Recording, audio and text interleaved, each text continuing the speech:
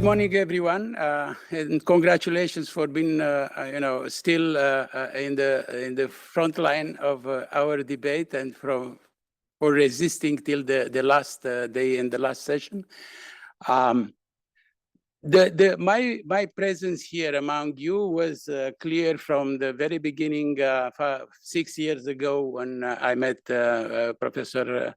Actually, it was 7 years ago when I met Professor Alam in Geneva, and that was to make an attempt to better connect the United Nations with the academic world, with the university, with the research units, entities, wherever they are.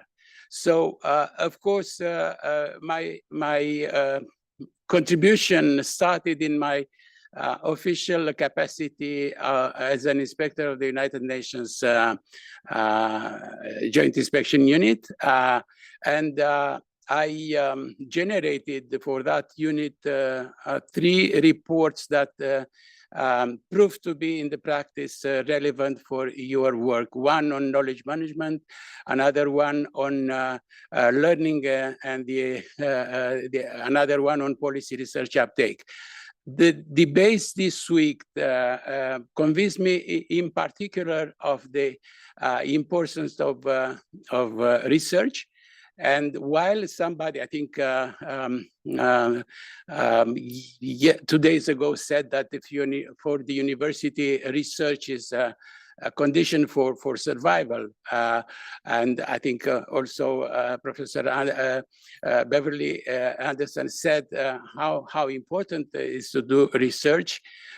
Is vital for the university, but it's not less vital, although it's not the only condition for the United Nations to be relevant. Why? Because the United Nations, as you know, the main product of the United Nations is knowledge.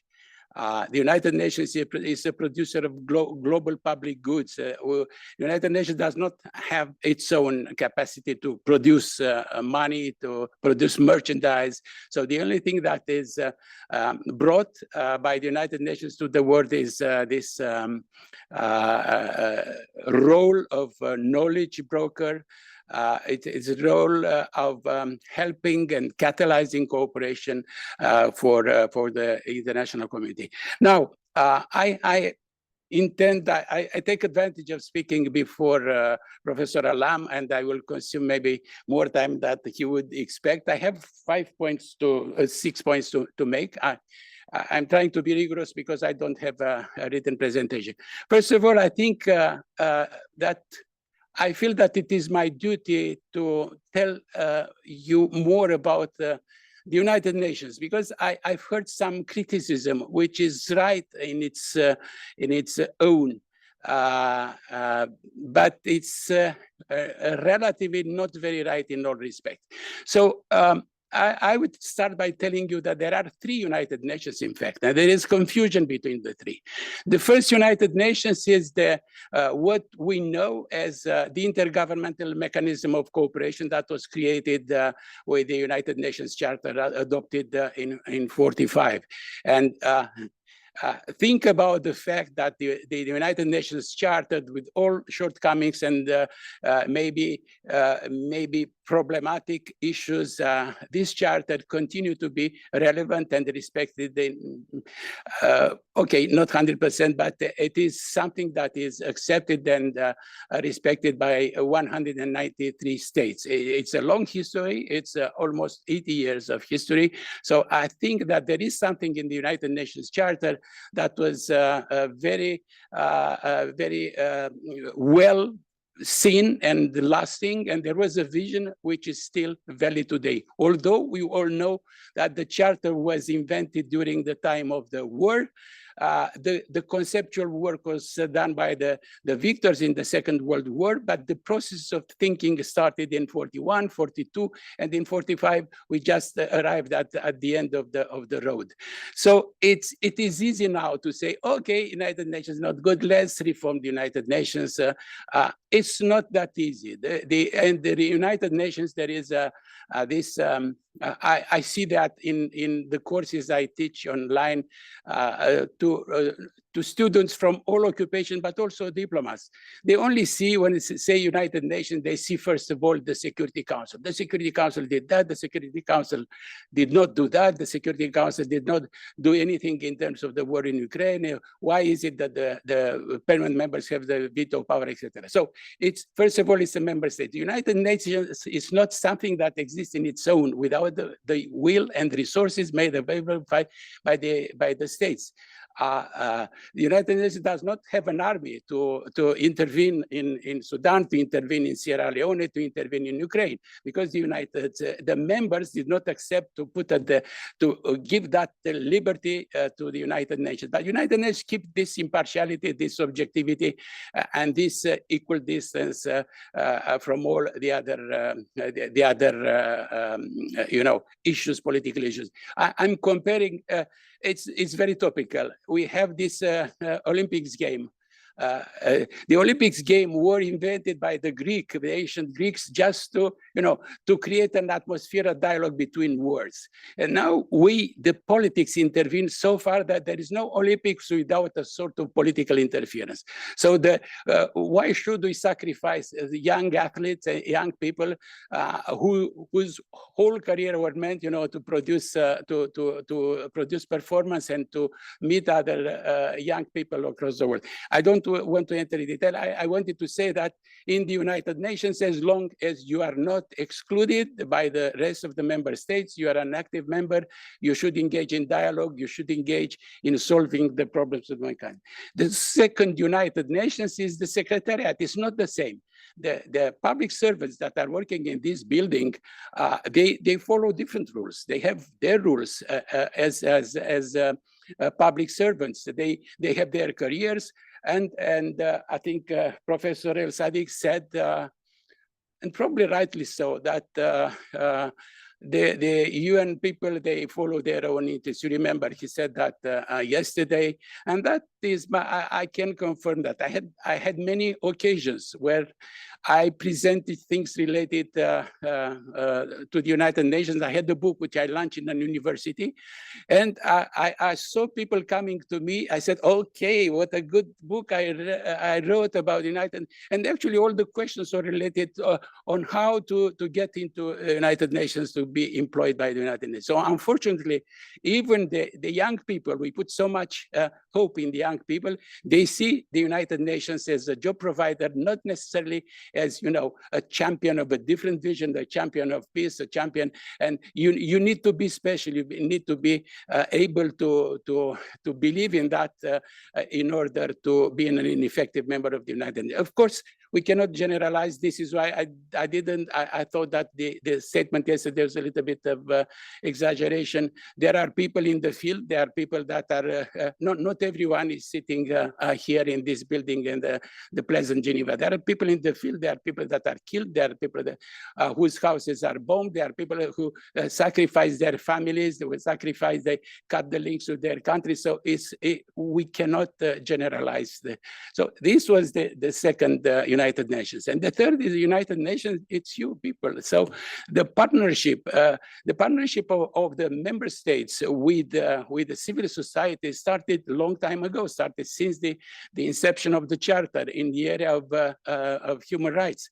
So the civil society in many forms can participate in the work of ECOSOC, the Economic and Social Council. So they can produce ideas, they can produce papers, they can intervene into discussion. They don't have a voting power, but they can be active members. And one of the big virtues of this Agenda 2030, which is indeed, as Professor Anders said, an aspirational one. We knew that from the beginning. We did not imagine, we were not so utopian to believe that, once we decided we'll reach that point, we'll reach that point. No, there are aspirational, but at least we have a sort of programmatic way. We have an agenda. It is not chaotic. The action of the United Nations in terms of development are no longer chaotic. MDG was a step forward, but the 2030 agenda is a complete programmatic document valid for the humankind because it was embraced by the first United Nations, by the second United Nations, by the third United Nations. So about the third United Nations, in time, we have developed a number of let's say, specific institutional arrangements. Apart from the human rights area, if you go to any of the meetings of the Human Rights Council, you will see that the number of NGOs is triple the number of member states. The problem is what kind of arrangement you have to make to listen to them. So there are various ways of doing that. If you follow the high-level political forum, which had these debates on the implementation of SDGs, you will see there are big groups of civil society, academic, industry, labor organization, etc., who participated in the elaboration of the document and who are participating in the follow-up process. By the way, it was said from this in this conference room that unlike the MDGs, for which there was a midterm review for the SDG, there is no midterm review. No, the things are even better. Every year there is a meeting of the high-level political forum. Every 4 years, that is at the level of heads of states and governments. For the rest, they are at the level of the line ministries, and they debate and they discuss goals and they examine the voluntary national review. So there is more than midterm periodic reviews. So when my third point in some order, it's about the idea of reforming. So it's not so difficult to say, let us reform. I think almost all politicians in this world, they start by promising, elect me because I will make reform in that or in that area. The most recent example is President Macron of France. I will have more than 5 minutes, so please, I acquired that privilege from the chair. So they promise reform. The same goes for the Secretary Generals. I've been working with the United Nations for the last 25 years of my diplomatic career. There was no Secretary General since Boutros Ghali, not to say that he will implement a reform. My point was that they started a new life. It's like what was done by the predecessor did not exist. Tabula rasa, and then that's my reform. Kofi Annan came and said, that's my reform, two-track reform. Then Ban Ki-moon said, that's my reform, managerial reform. Mr. Guterres said, it's my reform, repositioning the development and now our common agenda. So they will do reform. That is, I would say, deserve criticism for the United Nations that they not really analyze the reform of the predecessor. They don't care about the continuity. They want to leave a good page in the history, their names and their reform. That's good for them. That's good for their posterity. That's not necessarily very good for the organization. So as you are interested in SDGs, but probably it is useful to tell you again about this voluntary national reviews, because every year, and last week, it was the 12th session of the high-level political forum. It's an occasion where there is an examination, a thorough examination of the implementation of a number of goals, not all at the same time. For instance, this year there were 5 goals.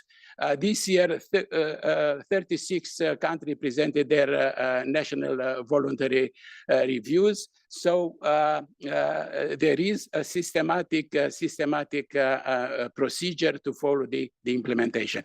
And the problem is, and you'll find if you go on that site.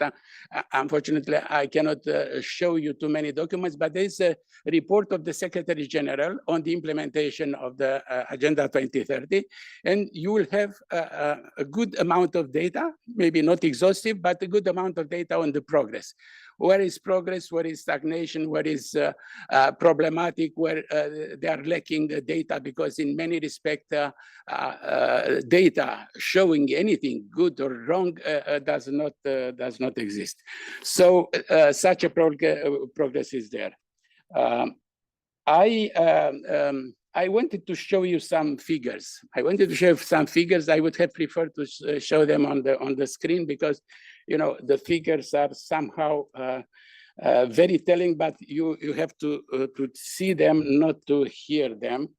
But it is, I would say, very important for you to know the following. There is a budget, the regular budget of the United Nations, now 100%.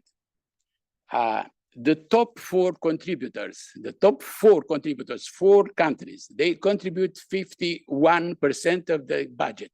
4 countries, 51%, okay? Then there are, and these countries have an assessment rate of, the mandatory part of their contributions to the assessed contribution, as we call them, to the budget of the United Nations, to the regular budget. These 4 top contributors, their contribution are from 6% to 22%. The 22% belongs to the United States. It's very much the United States still complaining about that. But we have to know that there were times in history when the United States contributed 32 to 35% of the regular budget. It's a problem of history. It is a problem of the initial membership. There was a geopolitical change in the structure of the membership of the United Nations, in the sense that we started with 51 founding members of the organizations, and we finished with, we have now 193. It's an universal organization. So other 8 countries, I think there are 8 countries that have contributions to the assessed contribution of more than 2%. And these 8 countries together, they make 23% of the budget. So you have a total of, I will pronounce the figures slowly just for you to understand. So it's almost 75% of the UN budget is paid by 12 countries, okay? And the permanent members, because we all say, why is it so? Why do we grant so much privilege to the permanent members of the Security Council? They pay together 48% of the total budget. So you see the concentration of the resources in the hands of a few countries. On the other side, the General Assembly work on the one country, one vote system, okay? So there is a simple majority, which is about 128 countries. And be careful, 128 countries, so the poorest countries, the least developed countries, the medium-sized countries, even the countries that are pretty prosperous, but they are not that rich. So 128 countries, they pay together 2.25%. So compare the 2.52%, 128 countries. Then you should ask the question, who owns the organizations? Is the P5, it is the top contributors, or it is the majority of the small and medium-sized countries? My pedagogic message I sent to the students is that this is the organization of the small countries and medium-sized countries. Think of the Pacific Islands.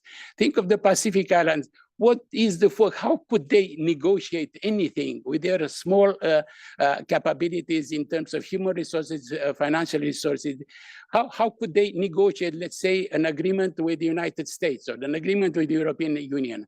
The United Nations is the place where they can be seen, where their wishes can be heard, and some of their aspiration may be really realized. The United Nations is the convener, is the place where you can have a group of least developed countries claiming, some privileges for you, and that this 2% was the result of the pressure of least developing countries to pay less than 0.01%. So there are countries that are paying 0.001% of, and that is the equivalent of currently $27,000. 27, I mean, no ambassador will go, small country or big country will not go to New York to work for 27 countries a year. So you see the gap, you see the generosity that the United Nations is practicing in bringing together all of these countries. So let's be less cynical, less drastical when it is about what does. The United Nations does what it can do and what is allowed to do by the member states. And when we are using the magic word reform, we should propose what kind of reform. Security Council reform is the most used, aspiration imperative that we hear. But when it's about who is going to be what in the Security Council, there's no agreement at all. This is why I started my post and my career as a multilateral diplomat in New York with this question of the increase of the membership of the Security Council. It was not realized, not because it was the fault of the UN public servants, or the fault of the civil society or the academia. It was the fault of the member states.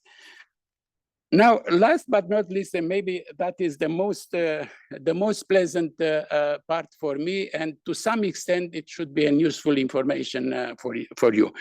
So I've heard your vision on reconnected to the United Nations.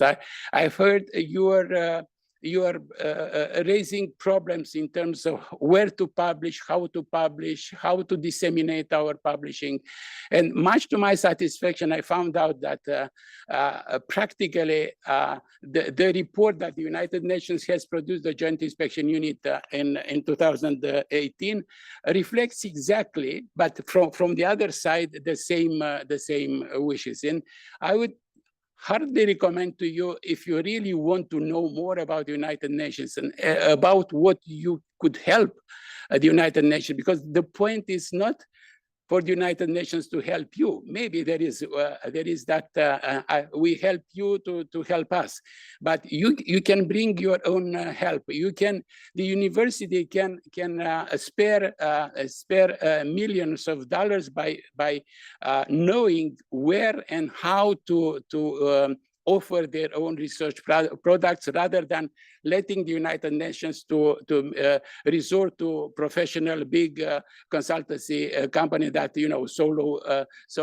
swallow millions of dollars producing reports that might be very similar from one country to another, from one problem to another. So indeed, if there is something to criticize, and my illusions about the United Nations dissipated in a way, I thought that the United Nations is the center of expertise. United Nations worked in the 50s with Nobel Prize winners of economics. I think there were 7 Nobel Prize winners for economics who worked somehow. So I thought, everything that is and I'm talking about people who worked in the United Nations. We had heads of department who were Nobel Prize winners.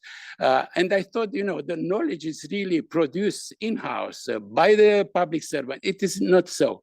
It is not so. And there are justifications for that. So my point is that the United Nations should engage you more, and you should know better what you can offer to the United Nations. And I'll give you a few examples from that report. And if you are really interested, this is available on the GIU website, but I will put the link on WhatsApp before we leave You are here, and now it's late. I had some figures to show. Let me change the glasses.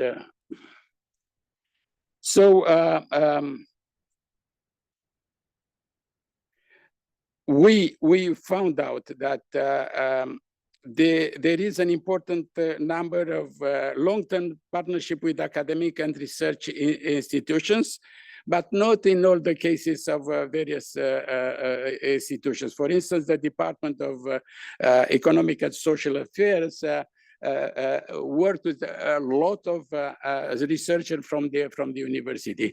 The WHO, which we all have something to criticize about WHO, in particular after the COVID, had the highest number of partnership with academic and research institution. Given its leading role in the production of guidelines and recommendations for clinical practice or public health policies. I mentioned that specific example because I've heard eminent doctors doing excellent studies. It is a pity that those studies cannot be valorized at the higher level.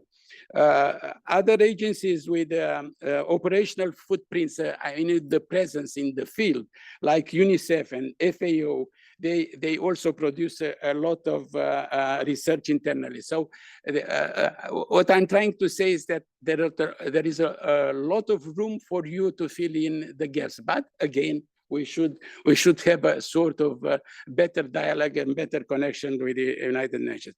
You raised the problem of where to publish and what prestigious places, editing houses to publish your research. It's good to know. It's good to know that almost every organization in the United Nations system has what is called the flagship publication. So it's a 1 year. They publish more than this flagship, but this flagship publication is something that represents the essence of their work, their in-depth contribution to the analysis of some deaths. So you'll find in this report also a list of flagship publication, and I think you could offer at any time your research to such publications. Of course, you should know that if it is United Nations, doesn't mean that they don't have academic standards for quality control. It is not the case. So probably the most important editor in the United Nations is the Department of the Economic and Social Affairs in the Secretariat, and they have a publication committee or an editorial board. And it is the case also for UNCTAD, for UNAIDS, for ESQA, the Economic Social Committee for Western Asia. It's ESCAP for another Economic Commission for Asia and Pacific, for the Economic Commission for Regional Commission for Latin America, Regional Commission for Europe. So they have the ILO. There is ILO, the International Labour Organization. Also, so my point is that you should be careful about the quality of your research products because it's not like the United Nations is publishing automatically anything that is positive and well intended. I won't take you too long, but I think I still have some important thing to say. It is really one of the special section in this report. It's about the cooperation, the contribution of the global South researcher. It's obviously the fault of the United Nations. That the report found out that there is a strong deficit in finding researchers from the third. So I will just read out one paragraph.